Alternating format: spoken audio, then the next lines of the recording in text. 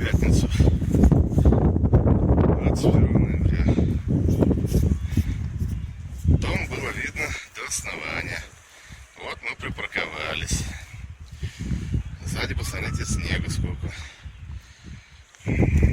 Вот вторая машина.